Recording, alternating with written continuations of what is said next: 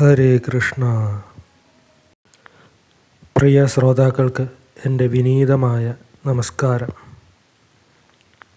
പതിവ് പോലെ ഇന്നും ശ്രീമദ് ഭഗവത്ഗീതയിലെ ഭഗവാൻ ശ്രീകൃഷ്ണൻ്റെ വാക്കുകൾ നിങ്ങളിലേക്ക് എത്തിക്കാനായി ഈ എളിയവനൊരു ശ്രമം നടത്തുകയാണ്. അധികം ദീർഘിപ്പിക്കുന്നില്ല, നമുക്ക് വിഷയത്തിലേക്ക് കടക്കാം. എല്ലാവർക്കുമുള്ള ഒരു പരാതിയാണ്, തങ്ങളുടെ ജീവിതത്തിൽ നിന്നും വിഷമതകളും കഷ്ടപ്പാടുകളും ഒഴിഞ്ഞു നേരമില്ല. ഇനി എന്നാണ് ഇതിൽ നിന്നുമൊക്കെ മോചനം ലഭിക്കുക? അടുത്ത ജന്മത്തിലെങ്കിലും എനിക്ക് സന്തോഷവും സമാധാനവും നിറഞ്ഞ ഒരു ജീവിതം പ്രദാനം ചെയ്യണേ ഭഗവാനെ എന്നത്. ഇതിനുള്ള ഉത്തരവും പണ്ടേ ഭഗവാൻ പറഞ്ഞിട്ടുള്ളതാണ്. അത് നമുക്ക് ഭഗവത്ഗീതയിലെ 8-ാം അധ്യായത്തിലെ 6-ാം ശ്ലോകത്തിൽ നിന്നും കേട്ട് മനസ്സിലാക്കാം. യം യം വാപി സ്മരൻ ഭാവം ത്യജത്യന്തേ കലേവരം തം തമേവൈതി കൗന്തേയ സദാ ഭാവഭാവിതഃ. ഭഗവാൻ അർജുനോട് പറഞ്ഞു കൊടുക്കുകയാണ്, ഹേ അർജുന, അവസാന കാലത്ത് ഏത് ഭാവത്തെ സ്മരിച്ചുകൊണ്ടാണോ ദേഹം വിടുന്നത്, എപ്പോഴും അതിനെക്കുറിച്ചുള്ള ഭാവന ഹേതുവായി അതിനെ തന്നെ പ്രാപിക്കുന്നു. കുറച്ചുകൂടി ലളിതമായി പറഞ്ഞു തരാം.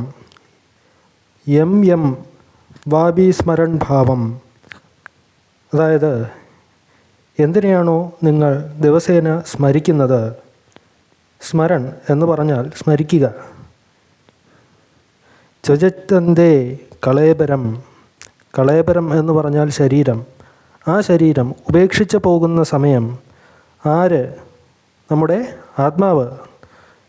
ആ ശരീരം ഉപേക്ഷിച്ച് പോകുന്ന സമയം അവൈതി കൗന്തേയ, അതായത് വീണ്ടും ജന്മങ്ങൾ എടുത്തുകൊണ്ടേ ഇരിക്കും. കൗന്തേയ എന്നാൽ കുന്തിയുടെ മകൻ, അതായത് അർജുനൻ. മുജ്ജന്മങ്ങളിൽ അവൻ സഞ്ചരിച്ച നന്മയുടെ വഴിയിലൂടെ അവൻ്റെ ആത്മാവ് വീണ്ടും ഒരു പുണ്യവാൻ്റെ ശരീരം ഏറ്റെടുക്കുന്നു, അല്ലെങ്കിൽ ഒരു സാധു മൃഗത്തിൻ്റെ ശരീരം ഏറ്റെടുക്കുന്നു. അങ്ങനെ ഈ ജന്മവും അവൻ ഈശ്വരന് പ്രിയപ്പെട്ടവനായി തന്നെ തുടരുന്നു.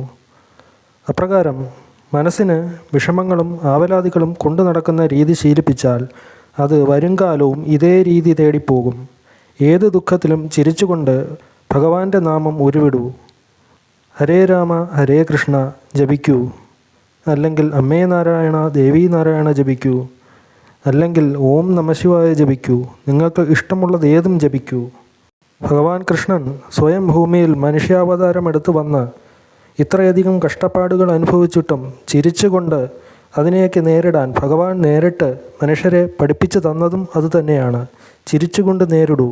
തൻ്റെ ജനന സമയം കാരാഗ്രഹത്തിൽ നിന്ന് തുടങ്ങി എത്രയധികം ആളുകൾ ഭഗവാനെ വധിക്കാൻ ശ്രമിച്ചു.